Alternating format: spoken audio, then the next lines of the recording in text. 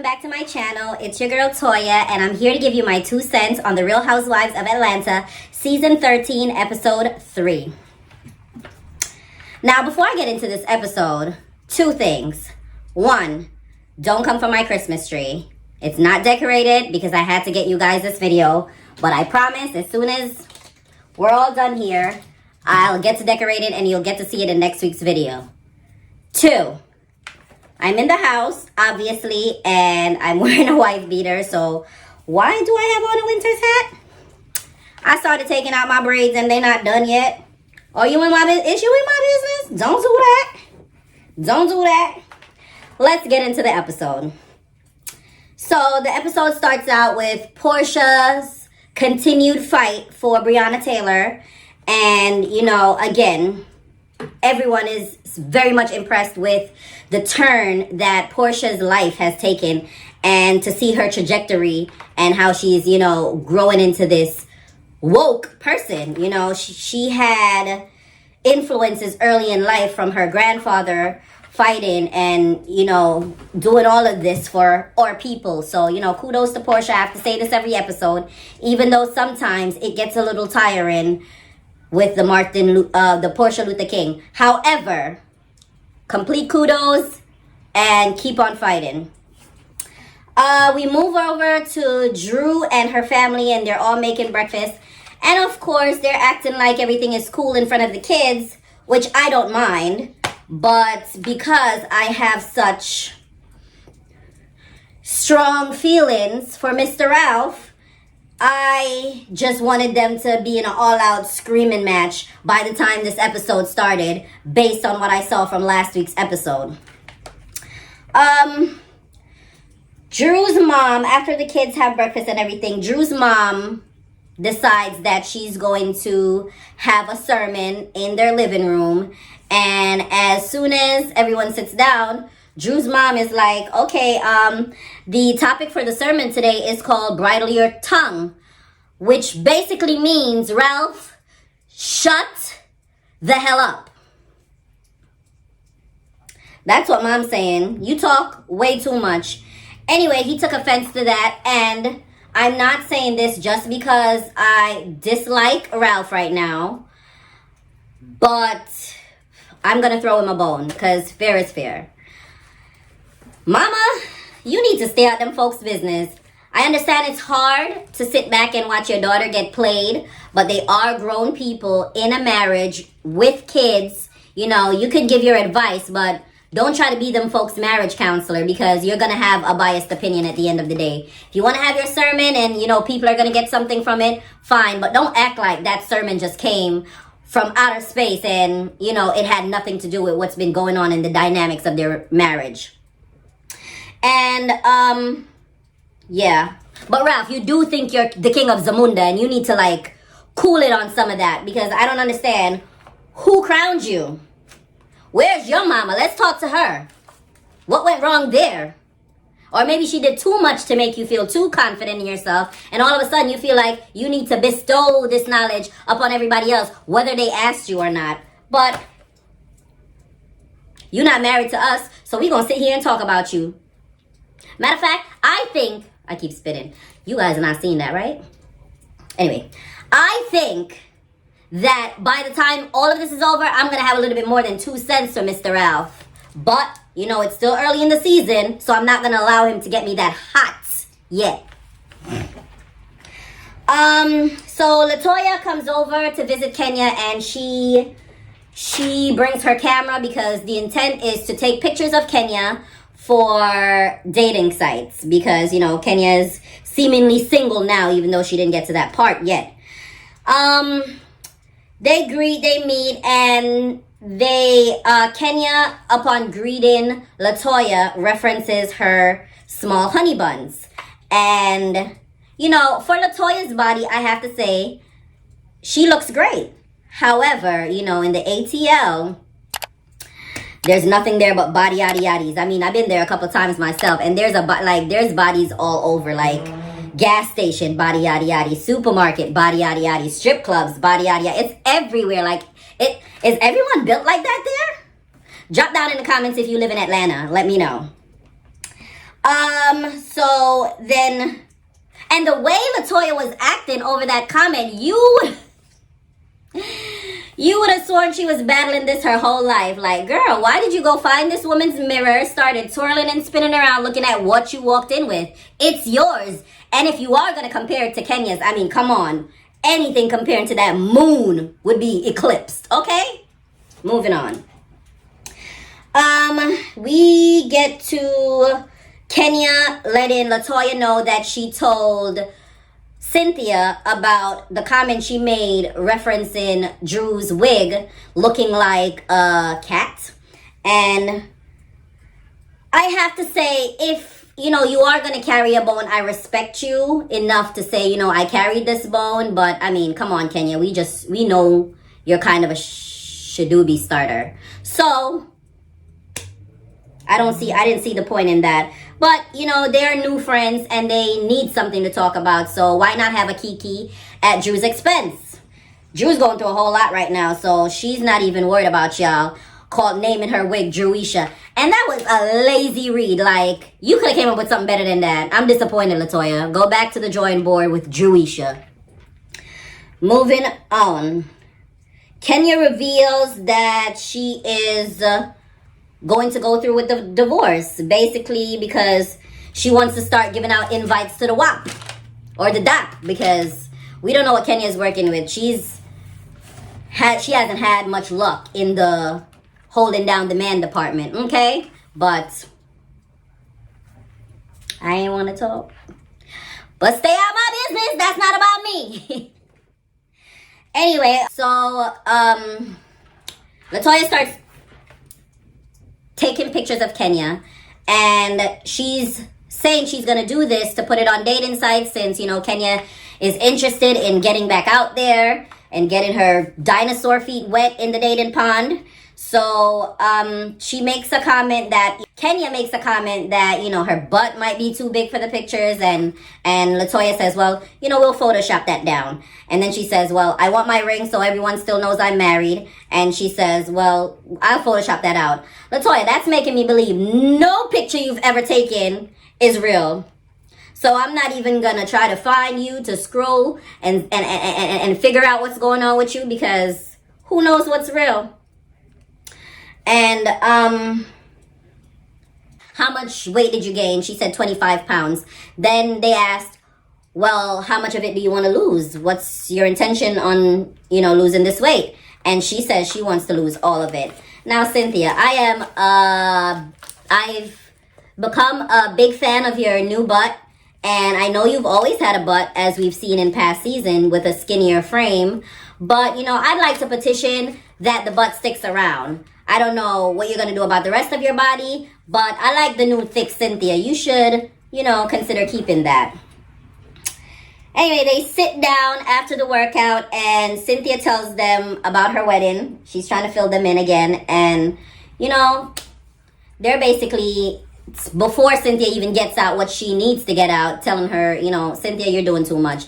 The fact that you even had the nerve to sit at this table and utter the words 250 people makes you insane. And then, you know, Kenya starts talking about how she would be a great wedding planner and starts making plan. And Kenya, oh yes, enough.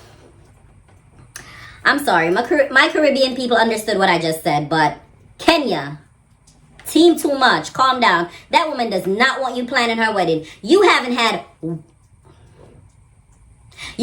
one real one. Cynthia is going on 3. Wait, was she married before Peter? I feel like Cynthia was married before Peter, but I could be wrong. I know she's been proposed to a bunch of times. Drop down in the comments and let me know. Give me your 2 cents and let me know where I'm wrong or where I'm getting hits, okay? So, Cynthia is telling them about the wedding and Kenya wants to plan. So they get into another conversation about a prenup. And Cynthia admits that hasn't been taken care of yet. And Kenya and Candy are both triggered by that. We see the flashback of, you know, Candy and Todd's turmoils when it came on to dealing with, a prenup, and it could have basically ended their marriage before it even started. Kenya is explaining that, she should have had a prenup because she's self-made, she built her businesses, she doesn't owe anybody anything, and basically that's a lot for her to lose. So if she had had better sense, and hindsight is always 2020, then she would have protected herself a little bit more. And that's good advice. You never walk into a marriage thinking that it's gonna be over, but shit happens, so you have to protect yourself. That was good advice. The ladies left, and Kenya gave a little light shade on Candy's driveway and how steep it was. That thing is steep. Candy, where do you live? Like, are you living on the highest hill in Georgia? We moved to another scene, and Portia, her sister Lauren, go to pick up Tanya. And I have to say, I loved seeing Tanya. I love Tanya. She is like a breath of fresh air. Her energy gives me positivity and good vibes, and I just like seeing Tanya. So I was glad to see that she made her appearance. And Portia and Portia's sister Lauren go to someone's house for a pool party. Well, for a gathering, or for the use of their pool, I should say. And Portia is giving them the 411 on the way about, how she met these people and how they invited her to their home, and they said it was okay to bring friends and her sister and whatnot. So they get there, and once they get there, the homeowners greet them. What's their names? Simon and something, Simon and... Oh, I'm skipping some parts. Before that, so while they're in the car, Portia, Tanya, and Lauren, Portia and Tanya get to talking about, their relationships during quarantine. And they're basically saying, it went from one extreme to the next. First, they were super happy, and it was just like, making dinner every day, being all lovey-dovey, sometimes more lovey than dovey. And then it went to like shit show, and that's actually a common thing. That's happened to a lot of people. I've seen, things play out in people's lives, and I try not to have my 2 cents for the most part, but I can't help it. So here we are. And Portia said something that actually can get left on the cutting room floor for people doing reviews. However, I'm going to address it because I can identify with it.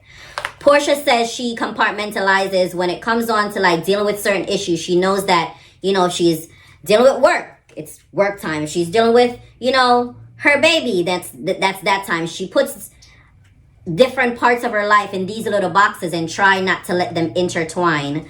And I have to say, a therapist will tell you that that's not the best thing to do, but I have to say I'm guilty of that as well.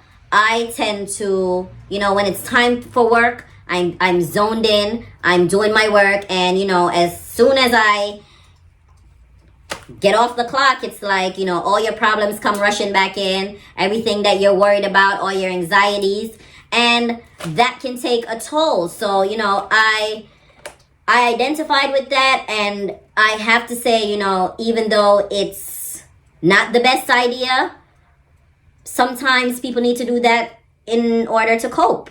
And you just try to keep it up as long as you can until, you have too many balls in the air and they all fall down. Not looking forward to that. And don't come for me, and don't try to figure out my balls, okay?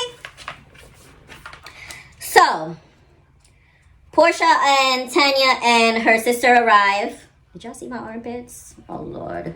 Portia, Tanya, and her sister arrive at the home, and the owners, Phelan and Simon, greets them, and they are adorable. I like Phelan's bubbly personality. She's very inviting. She was the hostess with the mostest, offering hookahs and liquor and food and all the fun in the world. And when the ladies got to playing around and pushing each other in the pool, I just lit up with glee. It just looked like so much fun, and especially because I live here in New York, where There's tons of snow outside right now, and these ladies are playing around in pools. By the way, 10, body yaddy yaddy. What have you been doing all quarantine? Everybody's complaining about weight gain, but Tanya looks good. Okay? Keep it up, girl. Oh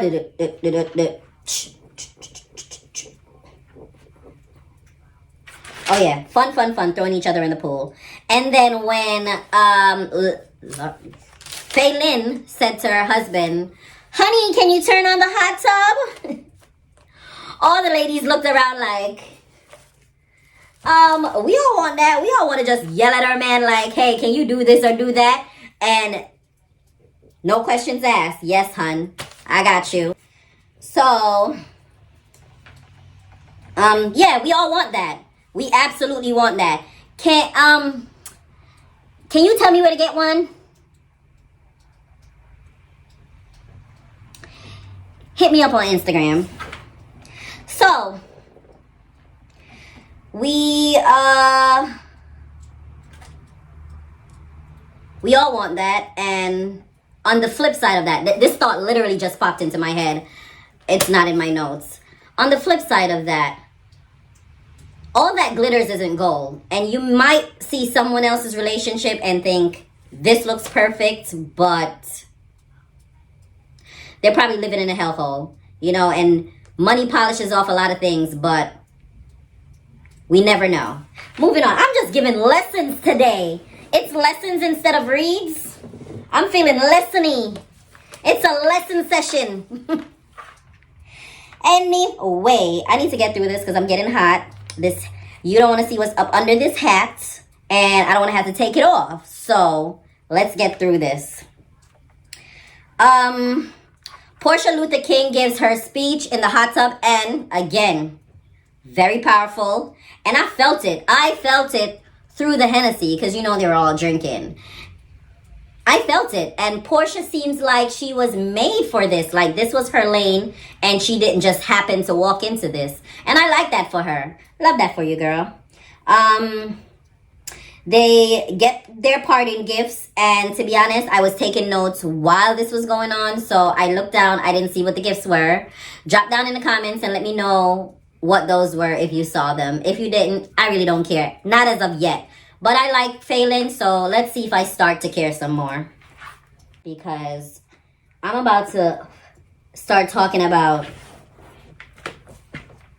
Ralph. Wreck-It Ralph. Going around wrecking people's lives. Ralph. Come here. So let me tell y'all what this man did. Ralph and Drew are purchasing a home. And Drew is very excited about this because she explains that this is her first purchasing of a home. This is the first time she's doing this, and she's very excited. As she should be, right? We're still on the same page. Great. Okay, so she's talking all this, our house and we and us with Mr. Ralph. And Ralph is like, I want to get this right, so I'm going to look in this book. Ralph said you should focus on the packing. Okay? Drew said she wants to be a part of the process. She wants to do everything, you know, as far as the business, to the packing up of the house, to everything. She wants to go for every step of the way. And, you know, for a first-time home buyer, you want to be able to do that whole entire process. If it's something that you have to do again, you could say, you know what, I lived and I learned. I got life lessons. I know what to do. I know what not to do. I know who to consult with, what to look for, what not to look for. Let that lady have her moment, Ralph. Then he says, okay, you're responsible for the packing. And Drew's still like, no, I want to be a part of this. And he goes, well, do you want me to write it down so you can understand and remember it? Let me tell you.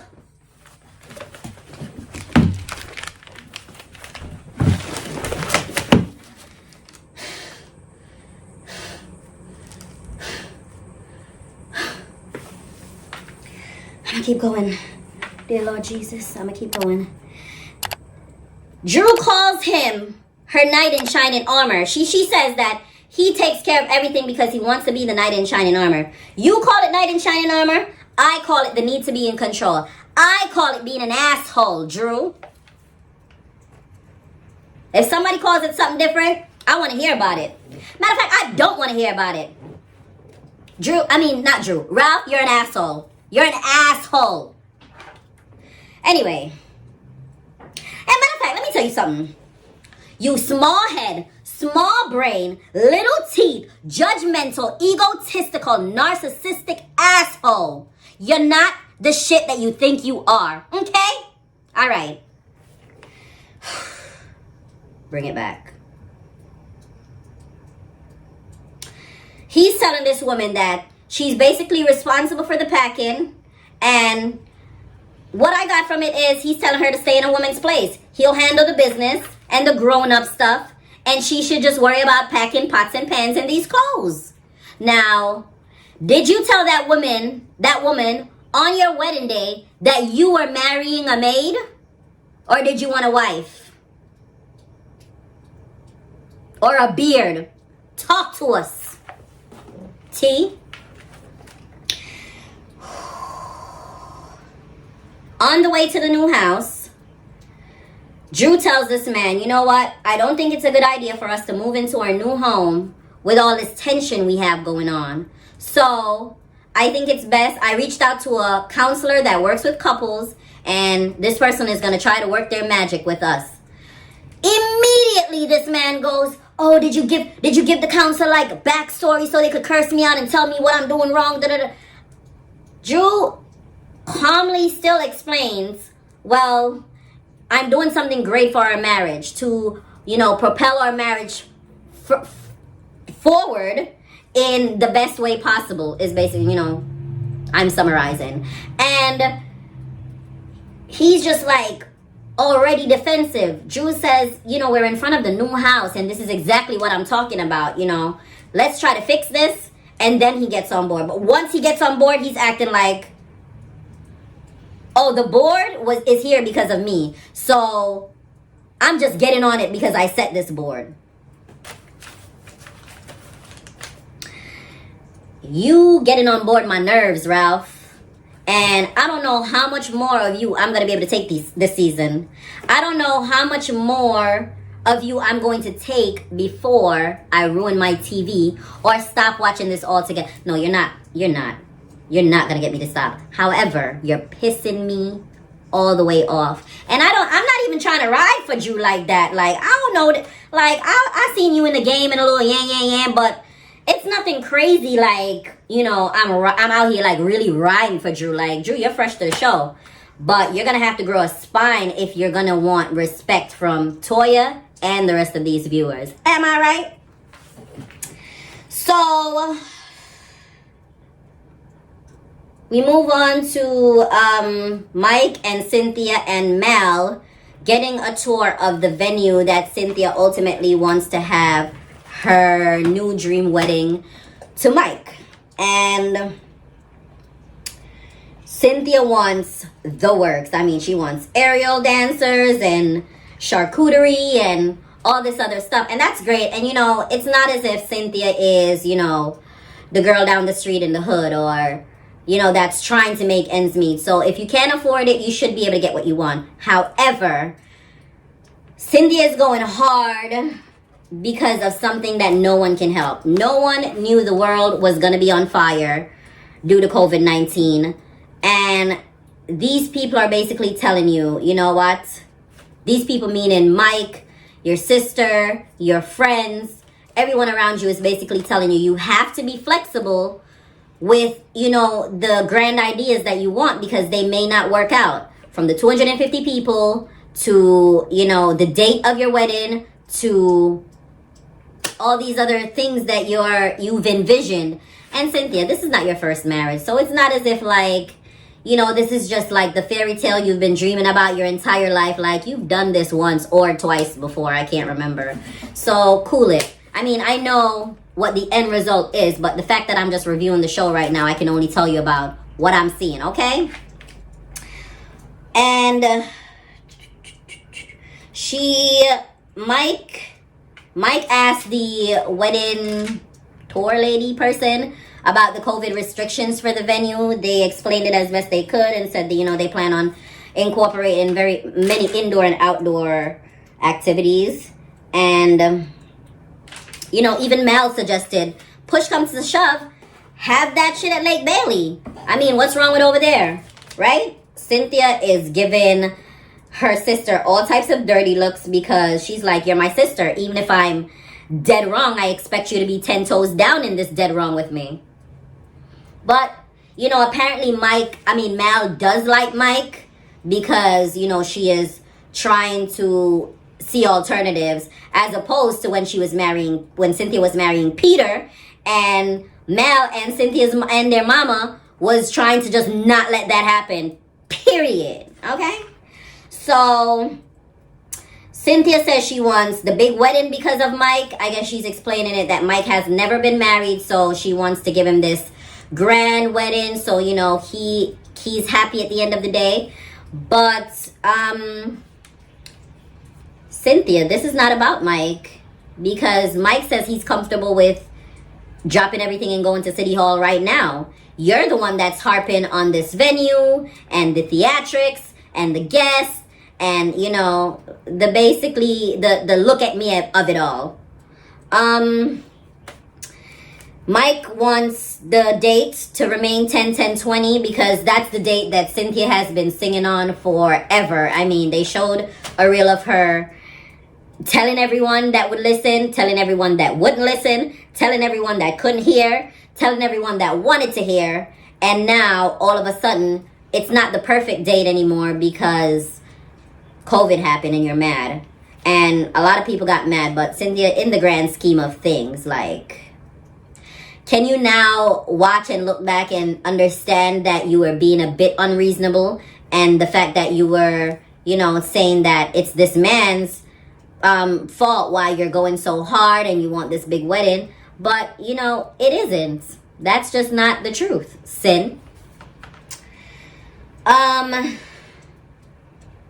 Cynthia is irritated that Mal is not on her side. I said that already. And Cynthia feels like both Mike and Mal are making her feel like an asshole because of the way she's feeling and what she's explaining to them. And I agree with them. You should feel like an asshole, because when they left the venue and Cynthia and Mike were both in the car by themselves at this point because Mal came in her own ride, they were driving away or driving home or whatever, and they got to talking, and Mike says, well, Cynthia, this is what I'm hearing. I'm hearing you say 10-10-20 is the perfect date, but, you know, if 10-10-20 rolls around and I don't get what I want in terms of, you know, how I envision this day, then it's not happening. So, you know, make up your mind. Is it the perfect date, or it's only the perfect date if you could get what you want? So, you know, she's flip-flopping and, you know, backpedaling and arguing about semantics because he says, oh, you said you needed to be married. And she's like, oh, I didn't say the word need. I didn't say the word need. Whatever, bitch. It didn't even really matter at that point. It's not, you know, you're arguing about the small stuff. He wasn't able to finish making his points that he was trying to make because you stopped in the middle of a discussion or a conversation to argue about the fact that you didn't say need. So we can't even move on from that.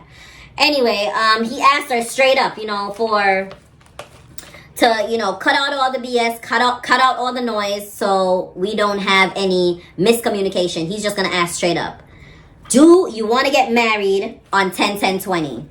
He asked her that maybe 10 times in a row. And when she finally opens her mouth to answer, she says, I don't know. And Mike got upset, and rightfully so. Imagine, you ask this woman to marry you. She is, you know, head over heels happy. You're ready to be married. You're not having cold feet. You want this marriage. You want this relationship. And she's telling you a bunch of bullshit. Telling you that, oh, she wants this wedding for you, when you know damn well Cynthia wants this wedding for the show-offness. For the look at me. Look at me.